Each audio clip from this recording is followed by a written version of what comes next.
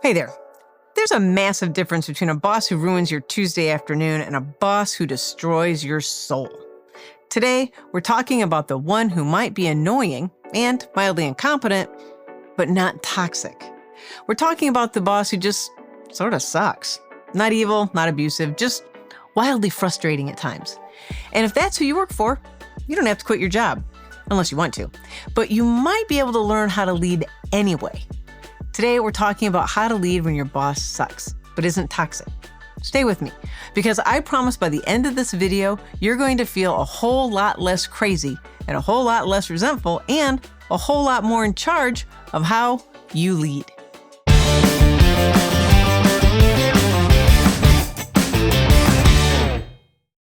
Let's get something really clear right out of the gate. Toxic and bad but redeemable are not the same thing. If your boss is shaming you, threatening you, undermining you, or making you question your reality on a regular basis, that's toxic.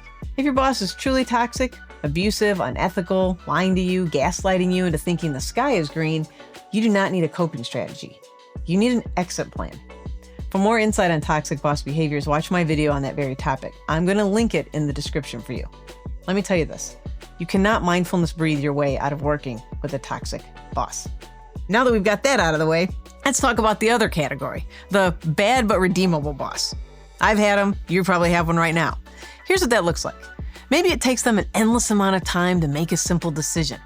You're sitting there thinking, we're on week 3 of deciding what color the slide deck should be. Can you please just make a decision?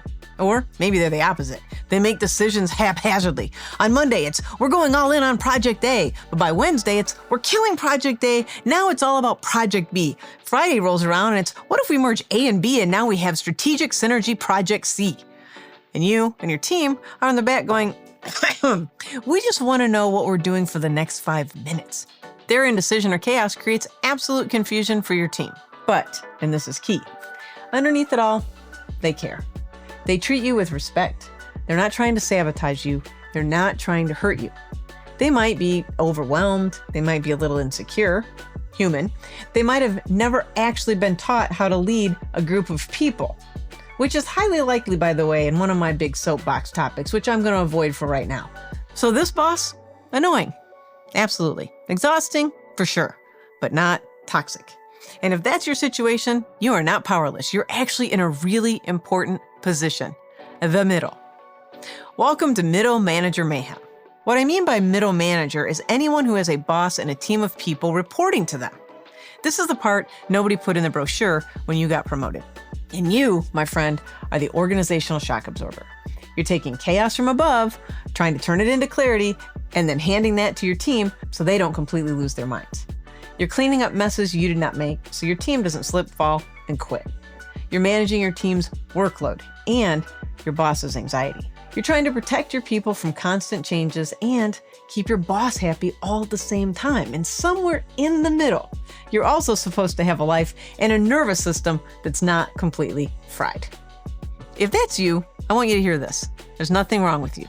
You're not failing. What you are is in a structurally insane and yet powerful role.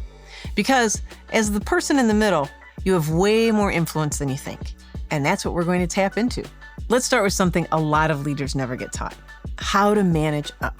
If your boss is indecisive or chaotic, or you're waiting for them to suddenly become clear, organized, and calm, that's the first problem. You're waiting for a personality transplant. And spoiler alert, that's not coming. Your job is not to fix their personality or what you see as their flaws and shortcomings. The truth is, we all have them. Your job is to change how to interact with it. So here's the first shift. If they're chaotic, you become the structure. If they take forever to make a decision, you stop asking open-ended questions. Let me give you an example. Most middle managers go to their boss and say things like this: we have a problem with X. What do you want us to do? That's an invitation to more chaos. Instead, you become the translation layer. You say, here's the situation. I've thought of 2 ways we can handle it. Option A is faster. Option B is safer. I recommend option A. Do you agree? Or even more decisive. Here's the situation. I see 2 options. I recommend option A. I'm going to move forward with that option tomorrow unless you disagree. What do you think? Do you see the difference? In the first version, you're handing them a big undefined blob called the problem and asking them to think about something they truly might not even have enough context to solve. In the second version, you did the thinking. You gave them clear choices. You gave them a recommendation. You also gave them a deadline. You gave them something to push off of even if they didn't agree with either of the options. And this is important. They still feel in charge. They still get to say yes or no. But you're quietly, gently leading. You're managing up. Now, let's talk about your team. Because some of you out here are being human shields. You're standing between your boss and your people, dodging bullets like Neo in the Matrix. And I love you for your heart, and I love you for all that. But that's probably not sustainable. You cannot burn yourself to the ground trying to keep everyone else warm. Your job is not to absorb all the chaos. Your job is to translate it as best you can and limit the damage. Here's how you can do that. When your boss comes in hot with a new urgent idea, instead of just saying, okay, we'll figure it out, pause. Make the trade-off really visible. You might say, we can absolutely take this on, but if we do, let's talk about the impact.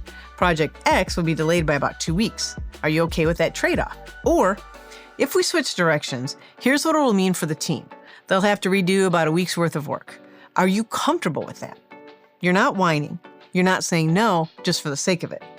You are calmly putting a price tag on the chaos and the changes. Most bosses create chaos because they don't even see the cost or the impact of their suggestions and understand the downstream impacts. Again, they care, it's not intentional. Your job is to show them the bill. And notice what you're tying it to. You're not saying, I'm exhausted, we can't handle it. You're saying, here's how this impacts the work, the deadlines, and the commitments you've made to your boss and to our company to get the results. You're tying it to their goals and their reputation, which if they're a good boss, they'll care about. If they're bad but redeemable, they'll usually pause when they realize their choices have a visible consequence. And if they say, yep, I'm okay with that. Amazing. Now you have clarity. Everyone does. You can go to your team and say, hey, here's the change. Here's why we're making it. Here's what we're deprioritizing. You're not a hero. You're a leader. Now we're going to go a level deeper. We're going to talk about something that sounds impossible, but that you are absolutely capable of doing. You can coach your boss. That's really what we've been talking about this whole time. Now, you're not going to walk into their office and say, I'm here to coach you. That, by the way, is a great way to find yourself probably updating your LinkedIn profile. What you're going to do is do it like this. Remember, this person actually cares. They respect you. They're just a mess and have a lot going on. So here's how you coach them without calling it coaching. First, positive reinforcement. When they do something actually helpful, you name it. You call it out. Let's say they finally protect the team in a meeting. After the meeting, you say, hey, thanks for blocking for us in there. That really helped the team stay focused on the priorities and what we're set on doing. Why do this? Because leaders, even the messy ones, are starved for real grounded feedback and appreciation, like we all are. And behavior that gets praised tends to get repeated and understood. Second, ask better questions. For example, if they're always late with decisions, you might say, hey, how can I help prep the information next time so it's easier for us to move forward? That question does a few important things. First of all, it assumes good intent. It names the pattern without attacking, and it invites them to co-create a better process with you. You're not saying, you're disorganized and terrible and we can't move forward. You're saying, I see where this gets hard. How can I support you so we can keep moving forward? That is coaching. That's leadership. And you didn't need a new job title to do it. Now, I want to shift gears for a minute because all these strategies sound great and they seem easy enough, but if you're completely fried on the inside, it's going to be really hard to use any of them. So let's talk about your nervous system. You're a middle manager with a bad boss. Not toxic, but just not that great. I can make some safe assumptions. First of all, your shoulders are probably somewhere up around your ears. Your jaw has been clenched since 2019, and your brain is running 87 tabs at all times. And every time you see their name pop up in your inbox, you have a little mini heart attack. So here's one small practical thing you can start doing today. It's the 10-second reset, and it's really simple. Before you respond to that chaotic email, before you walk into their office, before you jump on that Zoom call where you know they're going to change direction again, pause. Put your feet on the floor. Actually feel the contact with the floor. Drop your shoulders away from your ears, unclench your jaw, and take one slow, deep breath in and a longer, slower breath out. And then silently remind yourself, hey, I'm choosing to be here right now. I'm choosing to stay. I'm choosing to lead. I'm not stuck, and I'm not trapped forever under the rule of Lord Chaos. I'm choosing to be here for now. Man, I'm going to choose to lead. That one shift from I'm a victim of my boss or I'm a leader in this horrible situation changes how you show up. And from someone who has coached leaders for years and has also personally redlined her own life, I can tell you this. Bosses are human regardless of a title. And we can't always change their behaviors. But you can absolutely change how you relate to them and manage up, as long as they're not in the toxic category. And that is where your power actually lives. So let's bring this home. If your boss is toxic, abusive, unethical, consistently harming you, this video is not your solution. Your solution is a plan to leave. Go watch the toxic boss video I linked in the description. Get the clarity you need and protect yourself.